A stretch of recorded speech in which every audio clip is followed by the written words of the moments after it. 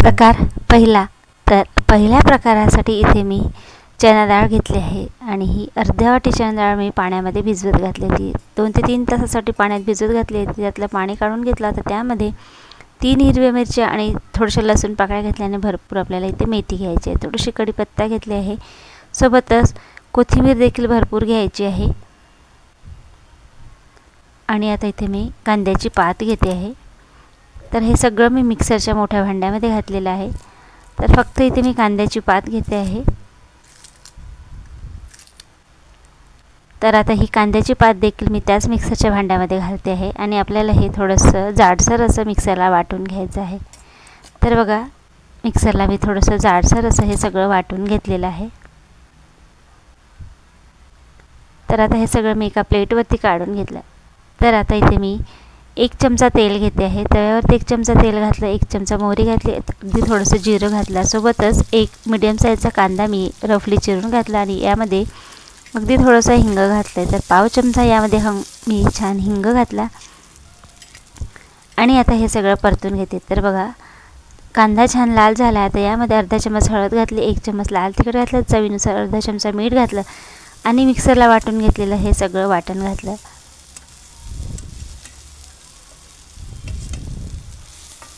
आणि आता हे सगळं छान परतून घेते। तर अगदी लो फ्लेमवरती मी हे सगळं परतून घेते आहे। तर अगदी मस्त चवीला ही चटणी लागते आणि अगदी सहज हिवाळ्यामध्ये या सगळ्या भाज्या उपलब्ध होतात, तेव्हा नक्की ही चटणी करून पहा।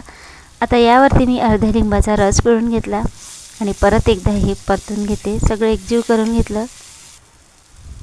आता झाकून ठेवते आहे।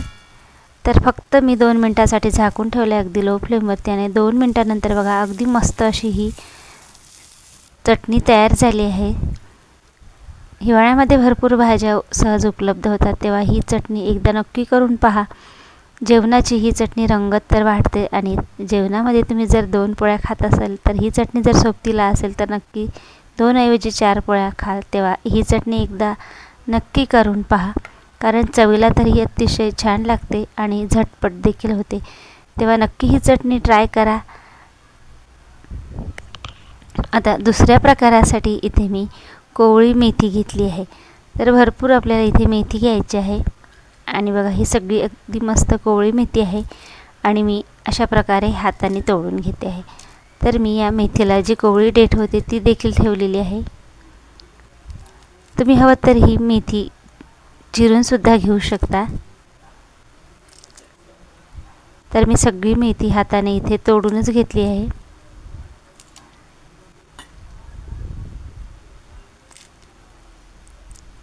तर बघा, मेथी आता इथे तोडून झालेली आहे। आता यामध्ये मी 1 छोटा कांदा अगदी बारीक चिरून घातला, सोबतच 1 हिरवी मिरची सुद्धा बारीक चिरून घातली आणि यामध्ये 2 टोमॅटो रफली चिरून घातले, भरपूर यामध्ये कोथिंबीर घातली। आता यामध्ये अर्ध्या लिंबाचा रस पिळून घालते आणि यामध्ये चवीनुसार मीठ घातलं, अर्धा चमच लाल तिखट घातलं, पाव चमचा हळद घातली आणि आता यामध्ये तेल घालते। तर इथे मी शेंगदाणा तेल वापरते आहे आणि आता हे सगळं व्यवस्थित एकजीव करून घ्यायचं आहे। तर सगळं व्यवस्थित मी इथे मिक्स करून घेतलेलं आहे। हिवाळ्यामध्ये भरपूर भाज्या अगदी मस्त हिरव्या ताज्या मिळतात, तेव्हा नक्की असा हा घोळाणा करून पहा। तर याला मी घोळाणा म्हणते आहे। अगदी झटपट होणारा हा घोळाणा जेवताना तोंडी लावायला जर सोबत असेल तर नक्कीच जेवणाचा रंगत वाढेल। तर बघा, अगदी झटपट असा आपला हा मेथीचा घोळाणा तयार झाला आहे।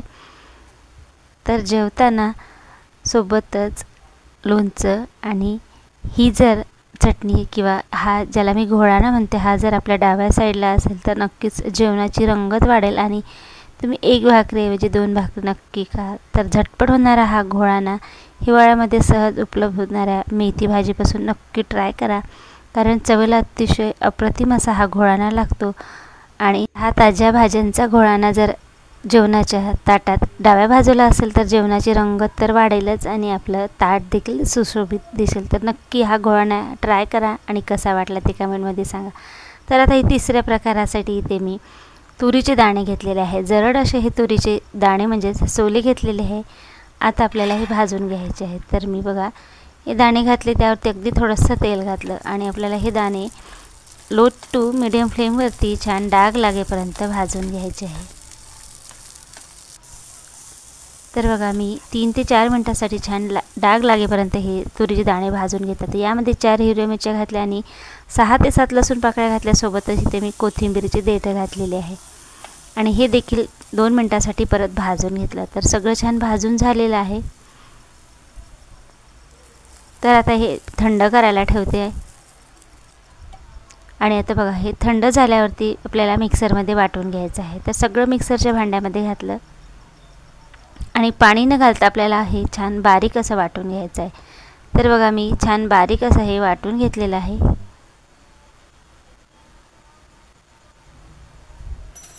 तर आता हे मी पॅनमध्ये 1 चमचा तेल घातलं, अर्धा चमचा मोहरी घातली आणि 1 छोटा कांदा बारीक चिरून घातला। सोबतच 5 ते 6 कडपत्त्याची पानं देखील यामध्ये चिरून घातली आणि कांदा छान लाल होईपर्यंत परतून घेते।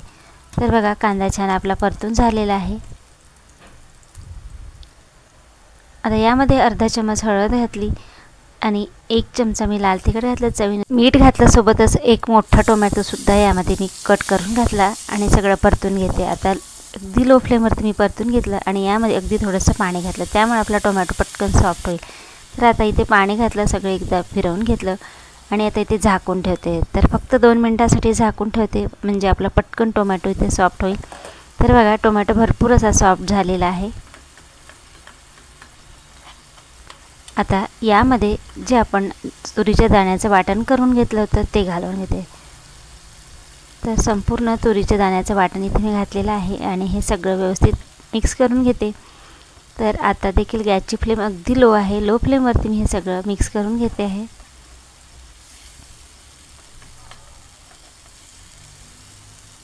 तर सगळं व्यवस्थित मिक्स करून घेतलं। आता इथे मी झाकून ठेवते आहे। झाकून आपल्याला फक्त याला एक वाफ येऊ द्यायची आहे। तर लो फ्लेमवरतीच मी फक्त 2 मिनिटांसाठी झाकून ठेवते आणि 2 मिनिटांनंतर बघा आपली वाफ छान आलेली आहे। अगदी झटपट अशी ही तुरीच्या दाण्याची चटणी तयार झाली आहे। आता यामध्ये भरपूर चिरलेली कोथिंबीर देखील घातली, कोथिंबीर व्यवस्थित मिक्स करून घेतली। तर अगदी झटपट होणारी ही तुरीच्या दाण्याचीच म्हणजे तुरीच्या सोल्यांची चटणी तयार झाली आहे। तर आता तुरीचा सीझन चालू आहे, तेव्हा नक्की ही चटणी एकदा ट्राय करा आणि जेवताना जर तोंडी लावायला डाव्या साईडला ताटामध्ये ही चटणी असेल तर नक्कीच तुम्ही या चटणीसोबतच पूर्ण जेवण कराल, इतकी ही चवीला अतिशय छान लागते। तर नक्की ही चटणी ट्राय करा आणि आजची व्हिडिओ कशी वाटली ते कमेंटमध्ये सांगा। आवडल्यास व्हिडिओला लाईक करा आणि चॅनलवरती नवीन असल्यास चॅनलला सबस्क्राईब करा। सोबतच बेल आयकनला प्रेस करा, म्हणजे माझ्या सगळ्याच व्हिडिओचे तुम्हाला सहज नोटिफिकेशन मिळेल।